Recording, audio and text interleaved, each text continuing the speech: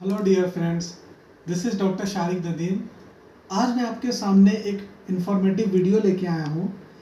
Covid pandemic चल रहा है, ये हम सबको पता है, लेकिन फर्स्ट वेव और सेकेंड वेव में क्या डिफरेंसेस हैं, क्या सिम्टम में डिफरेंस आ रहे हैं, प्रिवेंटिव मेजर में क्या चेंजेस किए गए हैं और ट्रीटमेंट एस्पेक्ट, ये वीडियो लेके मैं आज आया हूँ और उम्मीद करता हूँ कि ये आपके लिए बहुत बेनिफिशियल होगी।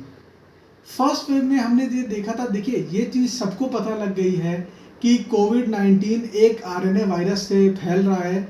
जो आरएनए वायरस हमारे लंग्स में एक रेस्पिरेटरी एपिथेलियम होती है, वहाँ जाके वो उसमें इसके रिसेप्टर होता है, उसमें घुस जाता है और जाके वहाँ मल्टीप्लाई करने लगता है।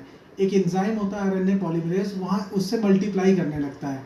ठीक है, जितना मल्टीप्लिकेशन होगा उतना ही वायरल लोड ज़्यादा होता है। पहली बात यह है कि जो पहला कोरोना वायरस की वेव थी, जो नोवल कोरोना वायरस हमने नाम दिया था, उसमें एक जो सोर्स ऑफ इन्फेक्शन होता था वो एक केसेस से होता था। जैसे मैं अगर कोविड पॉजिटिव हूँ तो मैं किसी और को इन्फेक्ट कर सकता हूँ, लेकिन अभी जो सेकेंड वेव है वो बहुत ही डेंजरस, बहुत हाईली इन्फेक्शियस है। इसमें क्या होता है, सीडीसी जो एक हमारी संस्था होती है मेडिकल फील्ड में, centre for disease control America, उन्होंने ये बोला है कि सिर्फ और सिर्फ केसेस नहीं है एक सोर्स, बल्कि कोविड-19 सेकेंड वेव जो इंडिया में है वो एयरबॉर्न हो चुकी है। एयरबॉर्न हो चुकी है मतलब हवा में भी वायरस फैल रहा है, उससे अभी इन्फेक्शन हो सकता है। फर्स्ट वेव में हमने देखा था कि जो इन्फेक्शन पीरियड होता है वो 2 से लेके 14 दिनों तक होता है मैक्सिमम, लेकिन वो भी इस टाइम बढ़ गया है, वो 5 से लेके 21 दिनों तक हो चुका है। पहला जो वेव थी वो इतनी डेंजरस थी, लेकिन इतनी डेंजरस नहीं थी। इस टाइम क्या हो रहा है, आप डेली देख रहे होंगे न्यूज़पेपर और मीडिया में कि ऑक्सीजन लेवल कम पड़ जा रहा है। ऑक्सीजन लेवल क्यों कम पड़ जा रहा है? जो आरएनए वायरस है इस वाले वेव में उसका वायरल लोड इतना ज़्यादा है कि अगर पहले वेव में मल्टीप्लाई होके 1 से 10 बनाता था, तो इस बार 1 से लेके 500 कॉपी बना रहा है। मतलब 100 से 500 गुना वायरस ज़्यादा इन्फेक्शियस है, इसलिए थोड़ा सीवियरिटी बढ़ गई है। ठीक है, प्रिवेंशन हम सबको पता है कि कैसे करना है प्रिवेंशन। हाँ, सबसे बड़ी बात कि सिम्टम्स क्या आ रहे हैं। पहले क्या था, सिम्टम सिर्फ और सिर्फ फीवर, सोर थ्रोट या सोर थ्रोट, गले में खिंचखिंच, फीवर, सांस लेने में थोड़ी दिक्कत होती थी। लेकिन इस बार हर सिम्टम, एक मैं लेमैन के तौर पे बताऊं, हर सिम्टम जो आपको हो सकता है वो पॉसिबल है कोविड में। चाहे वो हेडेक हो, बैक पेन हो, चेस्ट पेन हो, रैशेज आ जा रहे हैं, ठीक है, सीवियर माइल्जिया, बहुत वीकनेस आ रही है, बैक पेन, एब्डोमिनल क्रैम्प्स आ रहे हैं, डायरिया हो रहा है, ठीक है, नेजल ईयर डिस्चार्ज कभी हम सुनते नहीं थे वायरल इन्फेक्शन में, इस बार ईयर डिस्चार्ज भी हो रहे हैं। तो ये सब जो सिम्टम्स हैं वो इसमें पॉसिबल हैं। इसलिए एक एज ए क्लिनिशियन मेरी एडवाइस है, जो कि मैं कोविड-19 जो जब से आया है, मैं कोविड में ड्यूटी कर रहा हूँ, कोविड के पेशेंट्स देख रहा हूँ, तो इसलिए मैं आपसे एक हम्बल रिक्वेस्ट करना चाहता हूँ कि कोई भी सिम्टम इसमें से आए, इनफैक्ट अगर आपको फीवर होता है तो मेरी एक आपसे एडवाइस है कि फीवर को एग्रेसिवली ट्रीट करिए। हमारे यहाँ क्या होता है, जो हमारा माहौल होता है इंडियन सिनेरियो में, हम जीपी या तो नॉर्मल ओटीसी मेडिकल स्टोर से जाके 1-2 नॉर्मल दवाई लेते हैं, हमें लगता है कि सही हो गया और हम सही मान लेते हैं।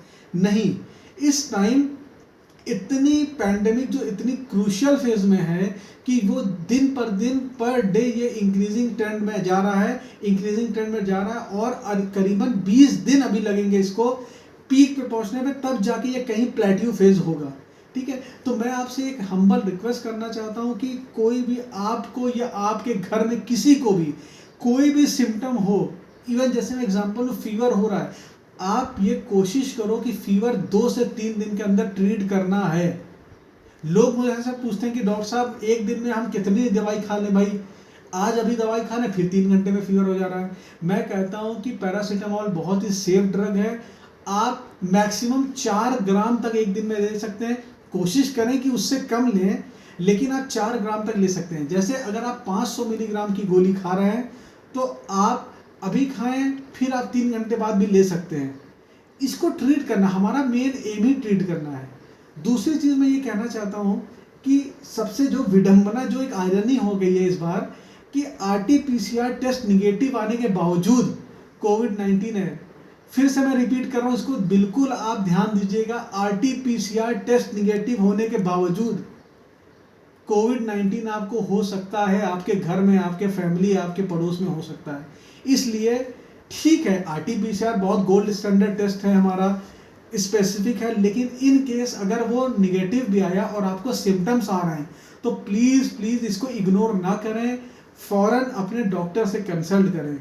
ये ज़रूरी नहीं है कि आप डॉक्टर को क्लिनिक या हॉस्पिटल में दिखाने जाएं, नहीं। आप एक्सपोजर मत लीजिए, मत जाइए बाहर। आप सबके पास आजकल फ़ोन है, मोबाइल फ़ोन है, इंटरनेट है, आप डॉक्टर से कंसल्ट करिए। और मेरा ये मानना, मैं पर्सनली आपसे बोल रहा हूँ, कहीं लिखा नहीं, कि ट्रीट योर फीवर और सोर थ्रोट और any symptom aggressively as soon as possible.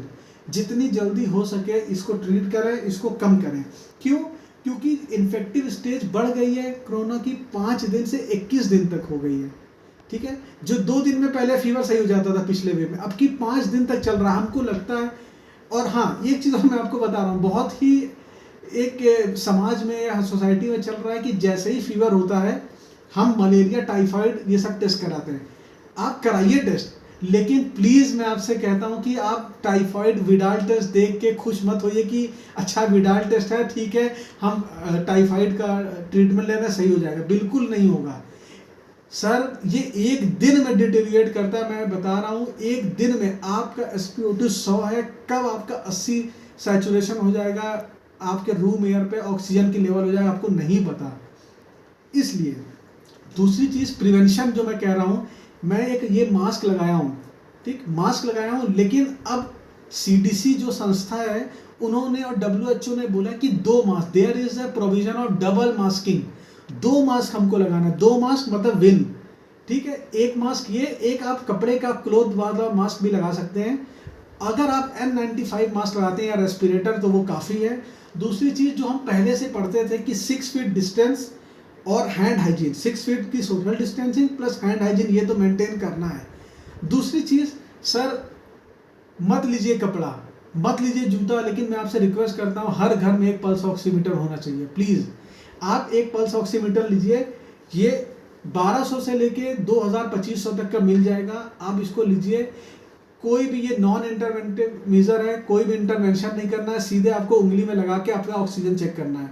कम से कम दिन भर में अगर आपको सिम्टम आ रहा है तो हर 6-6 घंटे पे, यानी मतलब दिन भर में 4 बार आप टेस्ट करिए। आपकी कोशिश करिए और ये प्रे करिए कि आपका सैचुरेशन 97 से ऊपर होना चाहिए, 97, 98, 99, 100। 96 भी हो तब भी पैनिक नहीं करना है। पहले 94 पे हम लोग कहते थे कि ऑक्सीजन लेवल कम हो रहा है, सतर्क हो जाइए। अब 93% रूम एयर पे गवर्नमेंट ऑफ इंडिया ने 93% कर दिया है। हाँ, लेकिन अगर 90 से या 89 हो रहा है, 90 से कम हो रहा है, तो ये कंसर्न की बात है। आप फ़ौरन अपने डॉक्टर से कंसल्ट करिए। जितने देर में आप कंसल्ट करिए, आप कोशिश करिए कि अपना ऑक्सीजन मेंटेन करिए। अब आप ऑक्सीजन कैसे मेंटेन करेंगे? पहली बात, बहुत सारी धारणा, बहुत सारे मिथ चल रहे हैं कि एक पोटली बना के लोग आयुर्वेदिक में ट्रीटमेंट चला रहे हैं, काफूर और उसमें जीरा वगैरह, पता नहीं क्या क्या। वो as a modern clinician, as a physician हम नहीं बोल सकते उसको क्या है, बट प्लीज़ आप प्रोन पोजिशनिंग को आप फॉलो करिए। मैं एक प्रॉपर डेडिकेटेड वीडियो बनाऊंगा इसके बाद प्रोन पोजीशन पे कि कैसे प्रोन पोजीशन करना है। प्रोन पोजीशन होता है, मैं आपको बता दूं, पेट के बल लेटना, ठीक है। जैसे हम यूजुअली हम पीठ के बल लेटते हैं, इसमें हम पेट के बल लेटते हैं। पेट के बल जब हम लेटते हैं तो हमारा लंग्स एक्सपैंड होता है, जो दिल हमारा होता है वो, जो अगर हम ऐसे लेटते हैं तो दिल हमारा दबाता है लंग्स को, लेकिन प्रोन पोजीशन में नहीं होता। इसलिए वेंटिलेशन अच्छा होता है, ब्लड का फ्लो अच्छा होता है, और जहाँ पर हमारा ऑक्सीजन और जो कार्बन डाइऑक्साइड की गैस का डिफ्यूजन होता है, जो ऊपर नीचे होता है, वो सही होता है। एक वीडियो मैं आपको प्रोन पोजीशन पे बनाऊंगा।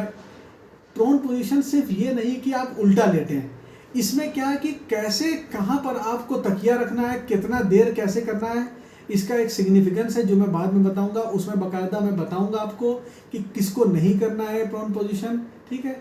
दूसरी चीज़ सर, प्लीज़ पैनिक मत होइए, बहुत ही डिवास्टेटिंग सिचुएशन चल रही है, हम सब जानते हैं, लेकिन हम लोग को एकजुट होकर मिल के सबको चलना है और इस कोरोना पैंडेमिक को ख़त्म करना है।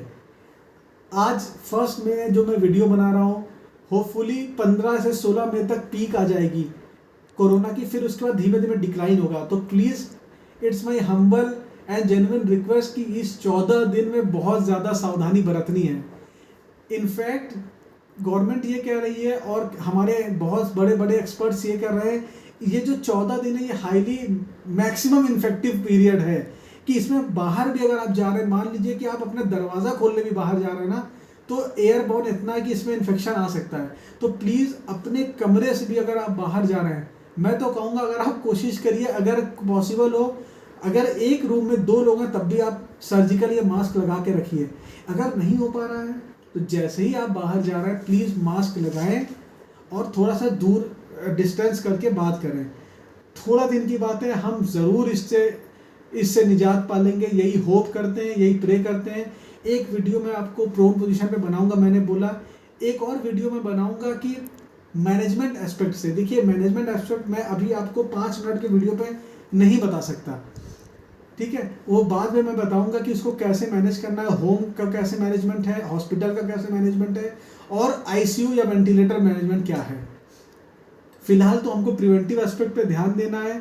दूसरी चीज़, फल फ्रूट बहुत सारा खाइए, plenty of fluid, water intake बहुत करें, इतना करें आपकी 2 से 2.5 लीटर यूरिन आपका आउटपुट हो। इसका मतलब 4 से 5 लीटर आप पानी पिए दिन भर में। पानी किसी भी फॉर्म में पी सकते हैं, चाहे वो कोकोनट वाटर पी सकते हैं, आप जूस पी सकते हैं, या खाली प्लेन पानी पी सकते हैं। दूसरी चीज़, अगर आपका बीपी या शुगर की आपकी बीमारी है, प्लीज़ उसको एग्रेसिवली कंट्रोल करिए, अपने जो रेगुलर डॉक्टर थे उनसे सलाह लीजिए। फल फ्रूट तो खाना है, ग्रीन विद लीफी वेजिटेबल जिसमें एंटीऑक्सीडेंट होता है वो हमको खाना है। एंटीऑक्सीडेंट जैसे ग्रीन वेजिटेबल होते हैं, हरी पत्तेदार सब्जी, उससे भी ऑक्सीजन के डिफ्यूजन में मदद मिलती है।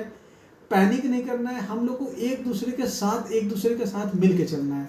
देखिए कोरोना बहुत ही इस समय चैलेंजिंग सिचुएशन है हम लोग के लिए, हमको हार नहीं माननी है। बहुत सारे घरों में बहुत सारी दिक्कतें हैं, बहुत सारे लोग छोड़ के चले गए, लेकिन फिर भी हमको इसको एक साथ रहना है, और हम ये प्रे करते हैं और होप करते हैं कि जल्दी से ख़त्म हो जाए। और हमारी बहुत बेस्ट विशेज़ हैं डॉक्टर फ्रेटर्निटी की तरफ से, बहुत बेस्ट विशेज़ आपको। Wish you a very healthy and good health. Thank you.